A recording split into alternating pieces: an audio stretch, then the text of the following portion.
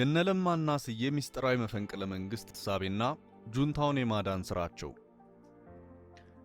መቼም ሀገራችን የጉድ ሀገር ነች። ጉድ አያልቅባትም። በየቀኑ በየሰዓቱ በየደቂቃው በየሰከንዱ ጉድ እንደ ተአምር እንደ አሸን የሚፈላባት የጉድ ሀገር ነች። ሀገራችንን የጉድ ሀገር ያረጓት ደግሞ ፖለቲከኞቻችን ናቸው። ፖለቲከኞቻችን ጉደኞች ናቸውና በየጊዜው ጉድ የሚያስብል የጉድ ቀለብ ይቀልቡናል፣ ይመግቡናል። እኛም ጉድ ነው ዘንድሮ፣ የማይመጣ የማይሰማ የማይታይ ነገር የለም እያልን በአግራሞት እንመለከታለን፣ እንሰማለን። ለጁንታው መዳን ኢትዮጵያውያንን የሚከፋፍል ቡድን ተዋቀረ። ይህ ነው ሰሞነኛው የፖለቲከኞቻችን ጉድ። ለማ መገርሳ፣ ስዬ አብርሃ፣ ብርሃነ ገብረ ክርስቶስ፣ ያሬድ ጥበቡ፣ ታምራት ላይኔና ፓስተር ዳንኤል ናቸው። ቡድኑ በስምምነት ሰበብ ጁንታው የገጠመውን ፈተና በእርቅ እንዲወጣ የሚረዳ ነው።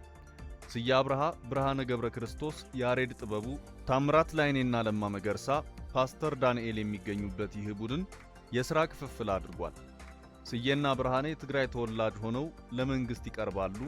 የሚሰጣቸውን አጀንዳ ይዘው በእርቅ ስም ያሰማራሉ። ያሬድ ጥበቡ የአማራ አክቲቪስቶችንና አመራሮችን እንዲቀሰቅስ፣ ታምራት ላይኔ የአማራ ባለሀብቶችን ሊያነጋግር፣ ለማ መገርሳ ደግሞ ኦሮሞ በማያገባው ጦርነት መግባት የለበትም ብሎ እንዲቀሰቅስ ተስማምተዋል። ዋና ዓላማው ህዝቡን መከፋፈል፣ ሰዎች ለመከላከያ ድጋፍ እንዳያደርጉ ማዳከም፣ ባለሀብቶችና አመራሮች ነገሩ በሽምግልና ይፈታል ብለው በማሰብ ደጀንነታቸውን እንዲቀንሱ ማድረግ ነው። ቡድኑ በአካልና በዙም እየተሰበሰበ ሲሆን ባለሀብቶችንና አመራሮችን ማነጋገር ጀምሯል። በቅርቡም በነመረራ ጉዲና በኩል የኦሮሞ ሽግግር መንግስት የሚል ሐሳብ አምጥተው በራሳቸው የሽግግር መንግስት አቋቁመናል ማለታቸው ይታወሳል። ይህ የመጀመሪያው ስራቸው ሲሆን ቀጣዩ ደግሞ በመላው ኢትዮጵያ ተግባራዊ እንዲሆን የሚፈልጉት የዶክተር አብይን መንግስት ከስልጣን ገለል የሚያደርግ ሥራ መስራት እንደሆነ ተሰምቷል። በዚህ ውስጥ ሌሎች ፖለቲከኞች፣ ጋዜጠኞች እንዳሉበትም ለማወቅ ተችሏል። መፈንቅለ መንግስት ማድረግና ጁንታን ወደ ስልጣን ለማምጣት የሚጣጣሩት እኚህ ፖለቲከኞች ሚስጥራዊ አጀንዳቸው ምን ይመስላል? በመፈንቅለ መንግስቱ ላይ የሚያሴሩት ሌሎች ተጨማሪ ፖለቲከኞችና አክቲቪስቶች፣ ጋዜጠኞች እነማን ናቸው? ድብቁ ተልዕኳቸውስ ምን ይመስላል የሚለውን ጉዳይ ቀጥለን ከጋዜጠኛ ጌታቸው ሽፈራው የምንሰማው ይሆናል። አብራችሁን ቆዩ።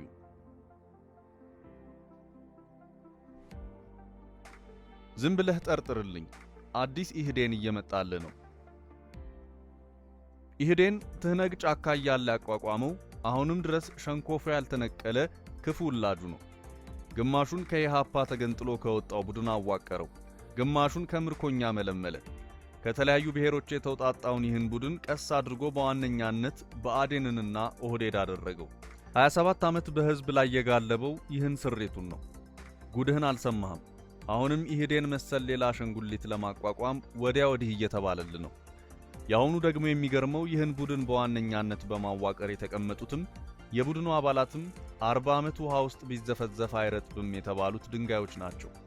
የድንጋዮች ፖለቲካ እንዳንለው ብዙዎቹ ሲጫኗቸው ወለም ዘለም የሚሉ ለመሰረትነት ቀርቶ በድንጋይ መሃል ሲሚንቶ ሊለቀለቅባቸውም በአሸዋነት ያልጸኑ ናቸው። የሆነ ሆኖ ፖለቲካም ድንጋይም አይነት አለው። ዝም ብለህ ጠርጥር፣ ሌላ ኢህዴን እየመጣል ነው። በአንድ ወቅት ልደቱ አያሌውና ስዬ አብርሃ በሚዲያ ክፉኛ ተወራውረው ነበር። ያኔ ስዬ ዋነኛ ተቃዋሚ ሆኖ ልደቱን የመንግስት ደጋፊ ነው ብሎ ከዋና ዋናዎቹ ተቃዋሚዎች ጋር ሆኖ የተከራከሩበት ወቅት ነበር። ብቻ በወቅቱ በተቃዋሚዎች ሲወገር የነበረው ልደቱ ድል ተሰጥቶት ስዬን ክፉኛ ደልቆታል። አቶ ልደቱ በአንድ ጋዜጣ ላይ ባሳተመው ጽሑፍ ስዬ አብርሃን ባህር ውስጥ የከረመ ድንጋይ ቢጨምቁት ውሃ ጠብ አይለውም ብሎ ጽፎበታል። አቀመስከው እኮ ተብሎ ነበር። ፖለቲካው ውስጥ ብትኖርም አይገባህም ለማለት ያመሳሰለው የድንጋይነት ጉዳይ ስዬን ስሜታዊ አድርጎት ነበር። አሁን ስዬና ልደቱ በዛን መጠን ተራርቀው ይጨፋጨፋሉ ወይ ቢባል አይመስለኝም። ስዬ ያኔ ከዋናዎቹ ተቃዋሚዎች ጋር ሆኖ ይቃወም የነበረው ትህነግ ዋነኛ ክንፍ ሆኖ ሌላ ኢህዴን እያደራጀ ነው። ልደቱ ደግሞ ከሻዕቢያዎች ህወሓቶች ይሻሉኛል ብሎ በአደባባይ ተናግሯል። ስዬ ደግሞ በአንድ ወቅት ትህነግ ያባረረው ያሰረው ተቃዋሚነቱን አራግፎ የወየነ አዲስ አደራጅ ሆኗል። ለዓመታት የፖለቲካ ባህር ውስጥ ከርሞ አይርስም የተባለው ስዬ የኦሮሞና የአማራ ወኪል ፍለጋ ላይ እየኳተነ ይገኛል። ጠርጥር፣ ኢህዴን ብራንድ ቀይሮ እየመጣል ነው። ጦርነቱ ከመጀመሩ በፊት የትንፋሽ ህመሙን እየታገለ ስለ ጦርነት ሲፎክር የነበረው ስዬ አብርሃ ፍርድ ቤት ነጻ ሲለው አንጠልጥለው ካሰሩት ጓዶቹ ጋር ገደል ለገደል መደበቅ ዕጣ ባይገጥመውም በፊናው ዓለምን እየዞረ እያደራጀ ነው። ከውጭ ተንከልክለው መጥተው ከሰማይ የአየር ድምፅ ሲሰሙ ደንግጠው ገደል የገቡትን ክፉ አጋጣሚ ቢያልፈውም እነሱን ከጫካ ለማውጣት ቁልፍ ሰው ሆኖ እየሰራ ይገኛል። ስዬ መቀሌ ደንፍቶ አሜሪካን የገባው ግን አሜሪካ አልቀረም፣ ወደ ሱዳን ተመላልሷል። በወልቃይት በኩል እነ ጌታቸው ረዳና ምግበን እንዲቀላቀሉ የተላኩ የሱዳን ሰልጣኞችን እነ ስዬ አግኝተዋቸው ነበር። ስዬ ስለ ፖለቲካም ስለ ወታደራዊ ሁኔታም አሰልጣኝ ነበር። ሰልጣኞቹን ወልቃይት ሰልቅጥ አስቀረቻቸው እንጂ። ስዬ አብርሃና ጓደኞቹ ቀጣይ አማራን እንዴት ከ3 እና ከ4 ከፋፍለው ትንሽ እንደሚያደርጉት ለሰልጣኞቹ አስተምሯል። ምናልባትም አንዳንድ የአማራ ክልል አመራሮች የማያስታውሱትን ወረዳና ቀበሌ ሳይቀር እየጠሩ አማራን ነፍስ እንዳይዘራ አድርገው በህልም ከታትፈውላቸዋል። ደግነቱ ይህ እነ ስዬ አሰልጥነው የላኩት ከ300 በላይ ኃይል ጥቂት ፋኖችን እንኳ ጥሶ የማለፍ አቅም አልነበረው። የአማራ ልዩ ኃይልና መከላከያ ሲደርስ ደግሞ በጨርቅና በፌስታል የቋጠራትን ሐሽሽ ሳይጥል ተይዟል። ይህን ሐሽሽ ስንቆ ኃይል አማራን እንዴት መበተን እንዳለበት አሰልጥነው የላኩት እነ ስዬ አብርሃ ታዲያ በውጭው ዓለም አላረፉም። በእግር ባይሆንም ጫካ ላይ ካሉት 1000 እጥፍ ሲያቆራርጥ ይውላል። ቀጣዩን ኢህዴን ለማዋቀርና ዓላማቸው የድሮ ኢህዴን የተዋቀረው አብዛኛውም የትግራይ ክፍል ተቆጣጥሮ የነበረውን ትህነግና ህዝቡን ተገን አድርጎ ነበር። አሁን መሬት ላይ ይህን ክህደት የሚሰራ የተገኘ አይመስልም፣ ቢያንስ ለጊዜው። ስለሆነም ከትግራይ ሳይሆን ከውጭው ዓለም ትህነግ ሲነካ በህዝብ ስም መግለጫ የሚያወጡትን ሀገራት ከለላ አድርገው ቀጣይ ኢህዴን ይሆነናል ያሉትን ቡድን ማዋቀር ጀምረዋል። የድሮን ሳንነቅል ሌላ ሰንኮፍ እያዋቀሩ ነው። የከፋው ደግሞ ይህኛው እንደ ድሮ ለስልጣን መወጣጫ አይደለም። በይፋ እንደሚናገሩት ሀገር ለማፍረስ ይጠቅመናል ብለው ነው። የአሁኑ ኢህዴን ብዙ አጋጣሚ አለው። እንደ ድሮ ዛፍ ስር መሰብሰብ አይጠበቅበትም። ተራራና ገደል ዘልቆ አይደለም አዛዦቹን የሚያገኘው፣ በዘመናዊ ሆቴል ነው። መጀመሪያ ጥቃት የሚፈጽመው ደግሞ ህይወቱን በሚያጣበት ሁኔታ አይደለም። ታማኝነቱን በሚገባ እያሳየ ያለው በሚዲያ ወጥቶ ህዝብን በማወናበድ ታዛዥነቱን ሲለምደው ደግሞ ለትህነግ ቀጥተኛ ሽፋን በመስጠት ነው። ለዚህ ደግሞ በኢትዮጵያ ስም እየነገደ ለትህነግ እየሰራ ያለው ቴዎድሮስ ጸጋዬ በደህና ጊዜ አማራው ገንዘብ አሰባስቦ ያቋቋመለት መስደቢያ ሚዲያ አለች። ሪዮት ሚዲያ የአዲሱን ኢህዴን መዋጊያ ሜዳ ከሆነች ሰነባብታለች። የትህነግ ከፍተኛ ወታደራዊና ፖለቲካዊ አመራሮች የአማራ ልሂቃን እያሉ ውርጅብኝ ከማዝነባቸው በፊት ዋናው አስተኳሽ የጠላት አብሪ ኃይል ሆና አማራውን ረግማለች። ጫካ ያሉት የትህነግ አመራሮች አማራን በልሂቁ በኩል ጥቃት ሲከፍቱበት እንዳንደነግጥ ለማለማመድ ቀድማ ሞክራ ጫካ ያሉት ተከትለዋት ጥሬ ጥላቻቸውን ለቀውብናል። ጫካ ያሉት አማራ ላይ ሂሳብ እናወራርዳለን ከማለታቸው በፊት የአማራ ህዝብ በትግሬ ላይ ግፍ እየሰራ ነው ብላ የትግራይ ሚዲያ ሃውስ እንደረግ ጥላቻ አዋዝታ አቅርባለች። እነ ጌታቸው ረዳ ጻድቃን ሳምንት ባልበለጠ ጊዜ ተከትለው በአማራው ላይ የጥላቻ ዘመቻ ማጧጧፋቸውን አንዘነጋው። የአዲሱ ኢህዴን መስራቾች ስለ ሚዲያ ሲያነሱ 1-2 ሲሉ የቆጠሯት ሪዮት የምትባለውን ሚዲያ ነው። አማራን በልሂቅ አልፎም በህዝብ ደረጃ ፈርጃ ጥቃት ስታለማምድ የተነቃባት ይህች የቀጣይ ኢህዴኖች የትግል ሜዳ ሌላ ስራ ተሰጣት። የአማራን ጉዳይ ያገባናል የሚሉ የቀድሞ ኢህዴኖችን ቀባብታ መጣቻቸው። ያሬድ ጥበቡና ታምራት ላይኔ እነዚህ ወክለው ሲመጡ የዘመኑ የፖለቲካ ተአምር ልንለው እንችላለን። ይህ ጉዳይ እንዲገባው የሚፈልግ በቅርቡ ሁለቱ ሰዎች ከቴዎድሮስ ጸጋዬ ጋር ያደረጓቸውን ውይይት ማየት ብቻ በቂ ነው። እባኮትን ብዙ ሳይደክሙ የኢትዮጵያ መከራ መውጫ በሮች ብለው የተወያዩበትን ይመልከቱ። ጊዜ ካሉት ከዛም ቀጥሎ ያሉትንም አይተው ለመጠርጠር ይዘጋጁ። ቴዎድሮስ ጸጋዬ በየቀኑ እያለማመደ ወደ ትህነግ ትግል ጎራ ከዘፈቃቸው ቆይቷል። ለትህነግ ፊት ለፊት መሟገትን ከሰብአዊ መብት ተሟጋችነት ጋር ተምታቶባቸዋል። ይህ ግን ግብ አይደለም። ከሚዲያ አለፍ ብሎ የሚያገኛቸው ሰው ይጠበቃል። ሱዳን ድረስ መጥቶ አማራን እንዴት እንደሚበትኑ ለትህነግ ታጣቂዎች ያሰለጠነው ስዬ አብርሃ በአማራ ላይ ያለውን ጥላቻ ዋጥ አድርጎ ስለ አማራው ህዝብ በመግቢያነት አውርቶ ስለ ኢትዮጵያ ትንሽ ብሎ ለቀጣይ ኢህዴን ለማመቻቸት አግኝቶ አውርቷቸዋል።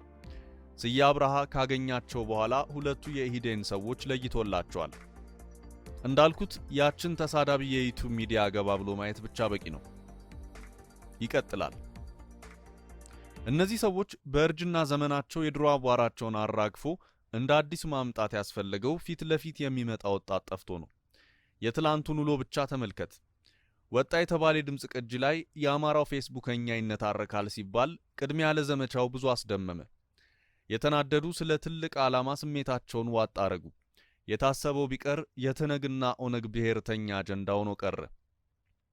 የሚወቀሰው የአማራ ማህበራዊ ሚዲያ ተሳታፊ ሳይቀር ለትግል ዓላማ ሲል ሰከነ። ለአዲስ የኢህዴን ፕሮጀክት አደራጆች ክፉ ዜና ነው።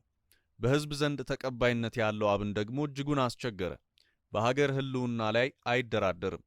ትነግን የሱን ያህል ቆርጦ በሽብር ይፈረጅ ብሎ የታገለው የለም። ከ2 ዓመት በፊት ትነግን በሽብር ፈርጁልኝ ብሎ መግለጫ ወጣ።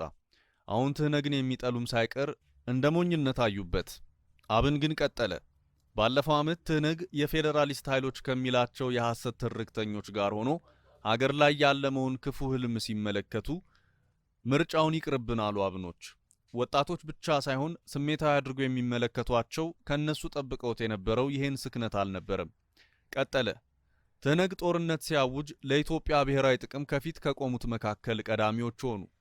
መንግስት ሲደክም በሀገር ጉዳይማ ቀልድ የለም ብለው ለዓለም አቀፍ ማህበረሰቡ ትግራይ ውስጥ ስለሚወራው ውዥንብር ሳይቀር አስረድተው የኢትዮጵያን ሁኔታ በራሳቸው መንገድ ለሚጎትቱ ምቾት አልሰጣሉ።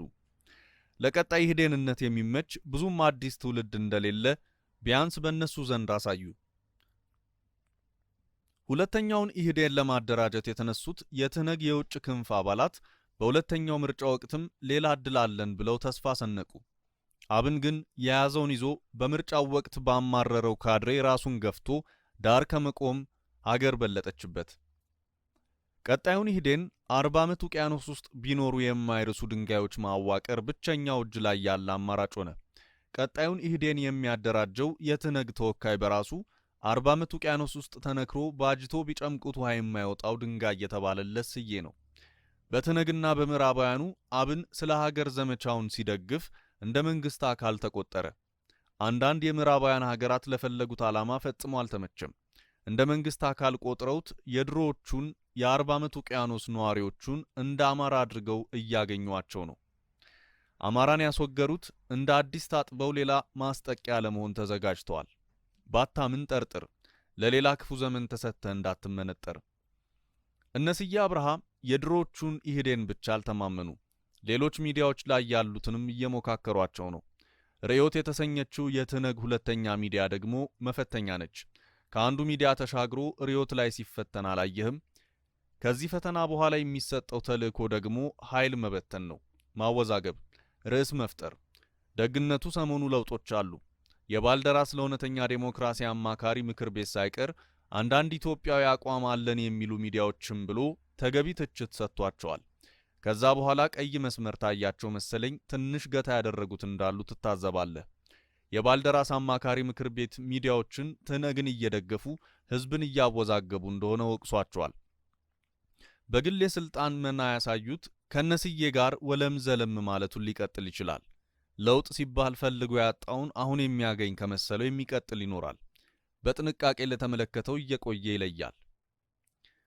የሆነ ሆኖ መሬት ላይ ያለው ጥቃት አፋር ድረስ እግሩን እንደዘረጋ ሁሉ በውጭ ያለው ብዙ አድማስ አካሏል። እንደ ድሮው ኢህዴን ከአማራው ብቻ ሳይሆን በኦሮሞውም ዘንድ ሰው ፍለጋ ላይ ሞክረዋል። የለውጥ ኃይል ከተባለው መካከልም አሰላለፍ የለወጠውን እነስዬ ለማግኘት ጥረዋል። ኢትዮጵያ ሱሴ ስላለ ብቻ የሚያልፉት አይደለም። በኦሮሞ በኩል ይወክላል የተባለውን ኢህዴን ይመራዋል ተብሎ በእነስዬ በኩል ተስፋ የተጣለበት የተገፋው የሱሴ ቡድን ነው። እነስዬ ይህን ቡድን ለማነጋገር ብዙ ማፍረት የለባቸውም። የኦነግ ብሔርተኛው የከረመው ከትነግ ጋር ነው። ኦኤምኤን ሲሰራ የከረመው የትነግን ፕሮፓጋንዳ ነው። ሰሞኑን ደግሞ ቅሬታ አለባቸው የተባሉትን የኦሮሞ ዲያስፖራ አባላት ለትግራይ አቻዎቻቸው ጋር ለማነጋገር ጥረት ተደርጓል።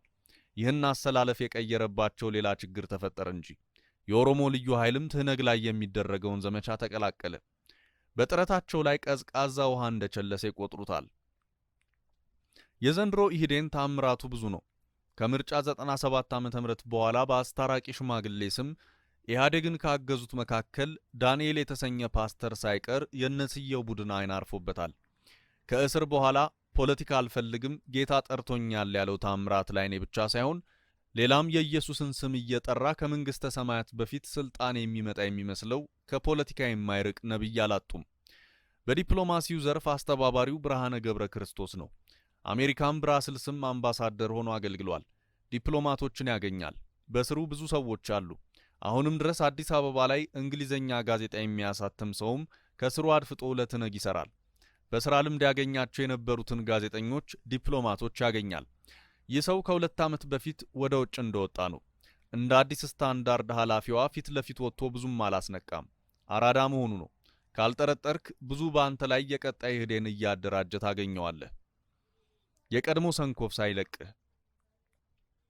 የአዲሱ ህዴን ተስፋ ሜዳ ላይ አይደለም።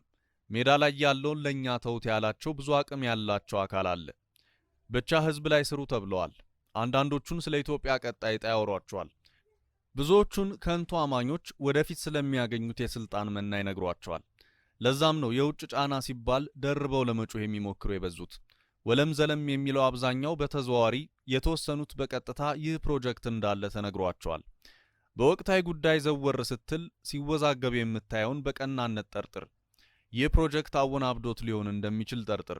አልፎ አልፎ በቀጥታም ቢሆን የቀጣዩ ኢህዴን አካል ሊሆን እንደሚችል ጠርጥር። የትም የማታውቀው በትነግ ዘመን ምንም ትንፍሽ ሳይል ዛሬ ደርሶ እንዲያው ፌስቡክ ላይ ቪዲዮ እየተቆረጠ የተዛመተ ተሟጋች ሆኖ ያገኘው ሰው የለም። ከየትም አምጥቶት አይደለም። ፕሮጀክት ፕሮፖዛሉን ሲያይ ተደምሞ ካልሆነ ድሮ አይሞክራትም ነበር። ከቅርብ ሰዎቹ ጋር የእግዚአብሔር ሰላምታ ትቶ ሰሞኑን ከምንም ተነስቶ ሁሉን አቀፍ ድርድር የሚልህን ዘመናዊ ፖለቲካ ልምሰል ባይ ውሃ ውስጥ ተዘፍቀው ውሃ ጠብ ያላላቸው በፕሮጀክታቸው አቅፈውት ከሆነ ብለህ ካልጠረጠርክ ጉድ መሆን ነው። ሌላ እስክንጠረጥር ለዛሬው አበቃሁ።